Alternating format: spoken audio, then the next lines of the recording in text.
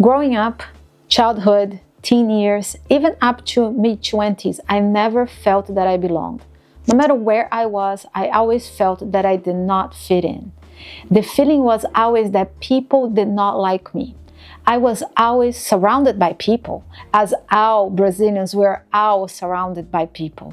Constant gatherings, parties, family lunch, dinner, anything is an excuse to get together for parties. Even in my house, it was a crowd. We were a family of 5 kids plus my father, my stepmom, and her siblings, but I still felt alone and never felt like I belonged. As an adult and now a believer in God, I have learned one thing: belonging isn't optional for faith. It's essential. Today we will explore how God created us. He wired us, our mind and hearts for connection.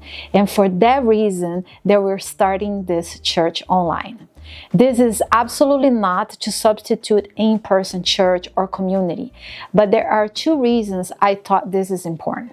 First, because I started to meet a lot of people that don't have a church nearby, or were hurt by the church but is still missing community, and also people that are just not ready to step into a church. But there is another reason. The number 1 reason most people say that they go to church is because of connections. However, during our worship time, I am not saying potluck or Sabbath school. I am talking about worship time. There is about 0 to 1 minute dedicated to connection.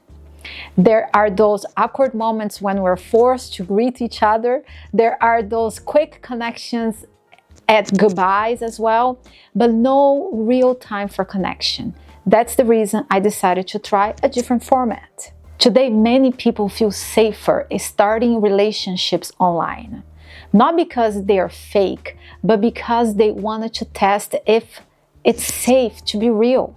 You can control what you share online. You can type, delete, and try again. You can decide when to respond. That feels less risky than opening up face to face. It's not only about convenience, it's about protection.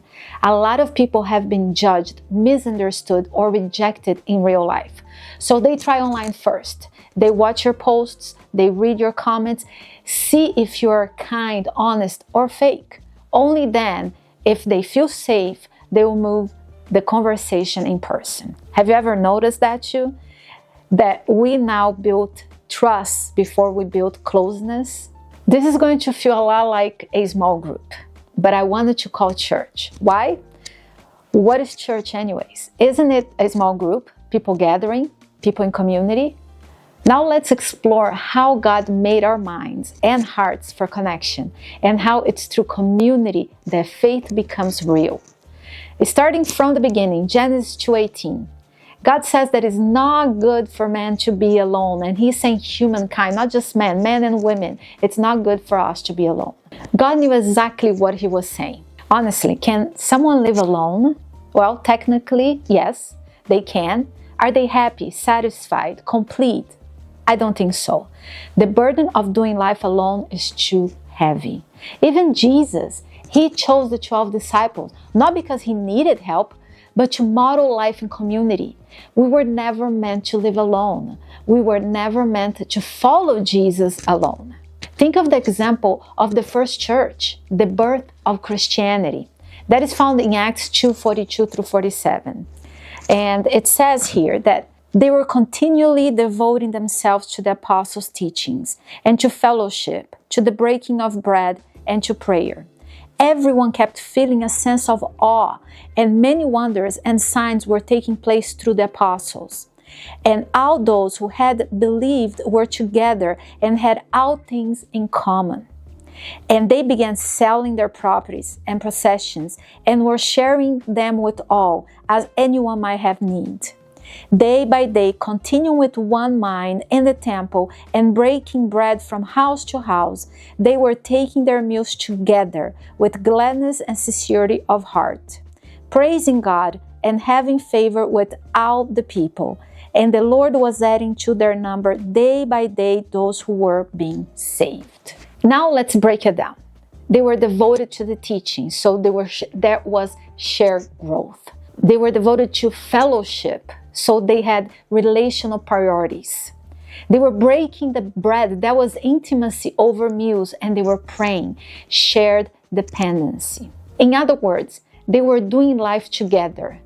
They did not only meet on Sabbaths at the temple, they made life together. Their spiritual life was communal, not individual. They sold possessions not out of obligation, but love. Now look at this. I find this so amazing. When science meets the Bible, specifically this one, brain science. God designed your brain to grow spiritually through joyful, safe relationships, not just information. For a long time, many churches have focused on passing down information. We think discipleship is about teaching the right beliefs, giving Bible studies, preaching the truth. And yes, truth matters, teaching matters, but we missed something critical. We ignore how the brain actually works. We've been trying to disciple the left side of the brain, the side that processes facts, logic, and theology, but we skip the right side of the brain, which handles relationship, emotions, and habits. The right brain works faster than the left. That means that people feel whether they belong before they decide if they agree. In the early churches, they got this right. Acts 2 doesn't just say that they taught the truth. It says that they shared meals, prayed together, met daily. They built joyful, connected communities. From the book, The Other Half of Church, joy isn't just a feeling. It's a brain state. When someone is truly glad to be with you, your brain lights up. It says, I matter, I am safe, I belong. That's what fuels spiritual growth. We grow when we are around people who are happy to see us regularly. Discipleship doesn't begin with a lesson. It begins with relationship. It begins with joy. People grow more through attachment than arguments. You don't disciple people by winning debates. People change when they feel deeply connected to someone they trust. Jesus didn't just lecture. He walked with people, shared meals, told stories, and loved them well. What are some obstacles to meaningful connections?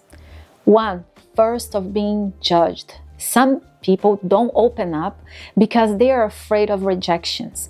If they really knew me, would they still accept me? Church should be a place where grace is greater than judgment. Jesus ate with sinners before they changed. Another one is past church hurt. Maybe you open up in a small group and felt dismissed. Maybe leadership failed you, or someone used faith to control or shame you. That kind of hurt cuts deep because it comes from a place that was supposed to be safe. But don't let that failure of people keep you from the faithfulness of God. Something else that keeps people away, believing the lie. I am better off alone. Culture says, you don't need anyone, just do you. But isolation wears out on the soul. Even Jesus needed friends in Gethsemane.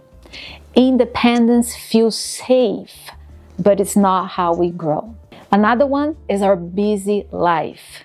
Life moves fast, school, work, scrolling, side hustles.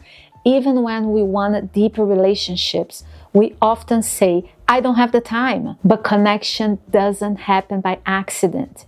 It takes intention. Another big one as well is shame. You feel like your story disqualifies you. Maybe you messed up or feel spiritually behind. So you hide, thinking others won't understand. But people don't connect with perfect. They connect with honesty. Comparison, that's another obstacle. We scroll, we compare, we assume others already have deep friendships. That makes us feel like outsiders, even when we are not. Comparison slowly kills connection. Something else is past betrayal or broken trust. You open up before and it didn't go well. Now you stay polite but distant. It makes sense to protect your heart, but healing requires risk. Another one, and this is a big one, is fear of vulnerability. Deep connections require us to be seen. We fear being misunderstood, judged, or emotionally exposed. But without vulnerability, true belonging, true connections never happens. True healing happens in community, not in isolation. You remember how I started this message? How I felt like I did not belong, even in a house full of people? That feeling shaped so much of my early life. But my story didn't end there. Today, I know I belong. I belong to Jesus. So I don't have to prove myself or earn love anymore. I walk into a room with confidence, not because I have it all together, but because I know who I am and to whom I belong.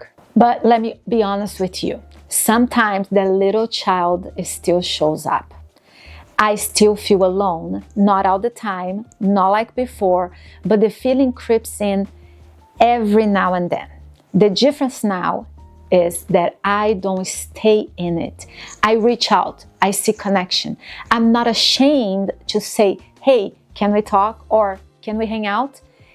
And you know what I found out? Most of the time, the person I was embarrassed to reach out was feeling alone too. That's how God works. He doesn't just heal us through truth. He heals us through people. We were never meant to do faith alone. You belong here. You belong with Him. And there is a place for you right in the middle of the family of God. So that's my story. Maybe parts of it sound like yours. Maybe yours is still in a place of feeling alone. Or maybe you learned to seek out like I had to. And this right here is where things are different in our online church. Instead of ending with the typical appeal, we're going to do something more powerful. We're going to talk. We're going to listen and we're going to connect. Because healing happens through conversations. Growth happens when we share. And the kind of belonging we all long for it starts with moments like this. This space is meant to be safe, real, human. You might not be ready to talk, but you would like to chat. Send a message in the chat. You might want to listen. We welcome that too. I do encourage you though to talk when you feel like. Don't hold back. It might be just what you need. You don't have to say anything polished or perfect. You just have to be present. Because when you speak up, someone else feels seen. When you listen, someone else feels heard. And little by little, God builds the kind of community we were made for. So let's take the time to talk. Let's grow together on purpose. For those watching later online, feel free to send your questions or make your comments in the comments area below, and we can continue this conversation there as well. And I will see you next week with the topic of identity. Who am I? I see you next week.